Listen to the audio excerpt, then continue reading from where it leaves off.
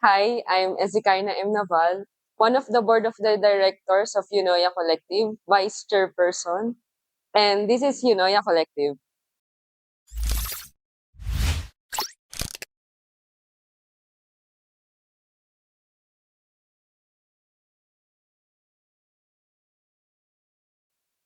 Siguro ang vision ng Unoya Collective is not na hindi lang makilala yung org, kundi para makilala kung sino si Heso Kristo sa pag-aasikaso ng mga projects within the group itself.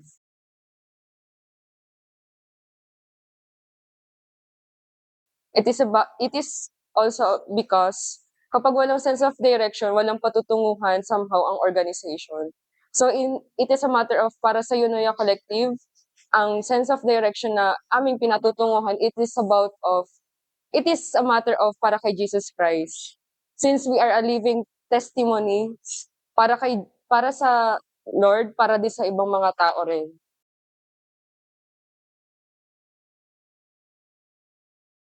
So siguro ang future na nakikita ko para dito sa organization na 'to at saka in a long term run is para maging para maging tulay kami para sa mga kabataan, especially dun sa mga projects na ipapatupad din namin in a long term or in a short term period of time.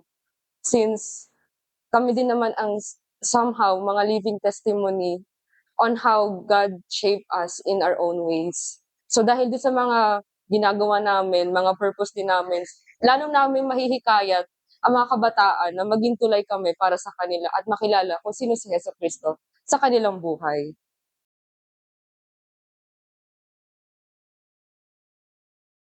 Main reason kung bakit ka gumagawa ng isang vision ng isang organization.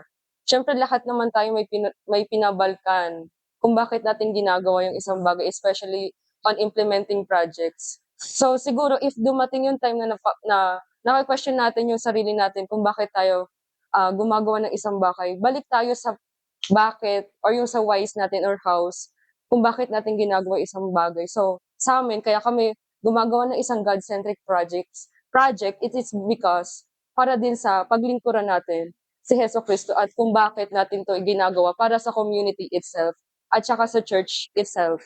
So siguro yun ang aking maibabahagi patungkol dun sa bakit tayo kumikilos sa isang mission para sa isang organization.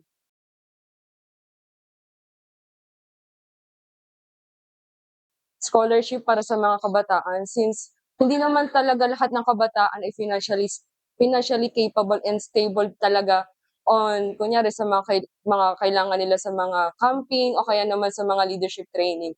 Siguro yun isa yung babahagi ng isang Unoya Collective in terms of sa mission.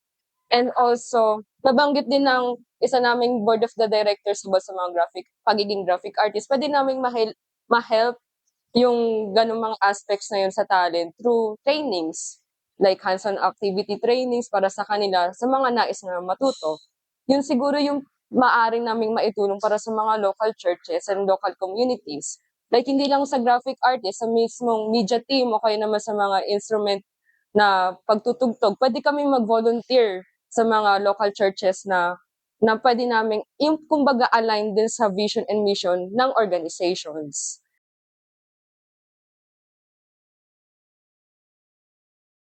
Bukod sa makapag-inspire ng youth is makapag-train or makapag-mentor din kami ng mga kabataan.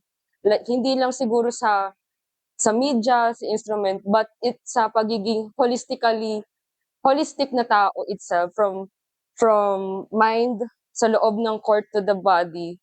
Yun ang aming ini-aim para sa mga kabataan in a long term run.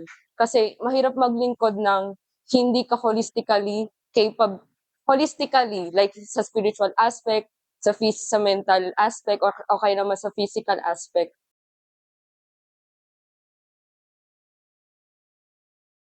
Isabuhay namin yun, hindi lang sa organization itself, but sa physical lives din namin, sa families din namin, sa iba't ibang mga circle din namin. Nabi-build din talaga yung core values ng God-centric na puwede nating mailahad or maipatupad sa loob din ng organization at saka sa iba't ibang circles din.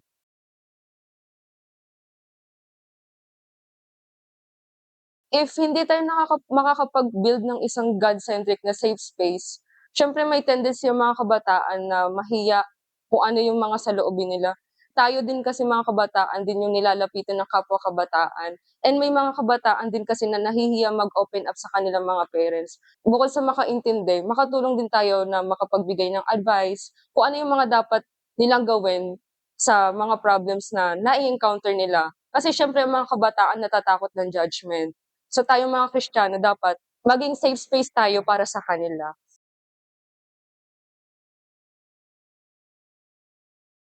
Marami kayong matututunan, especially sa mga talents na puwede naming maibahagi, sa mga sa instrument, sa multimedia, at saka din sa mga technicalities din.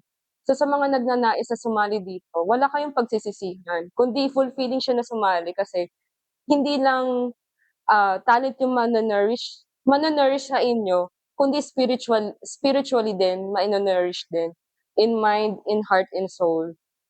Fan the flame, step in the calling. See you on the next episode.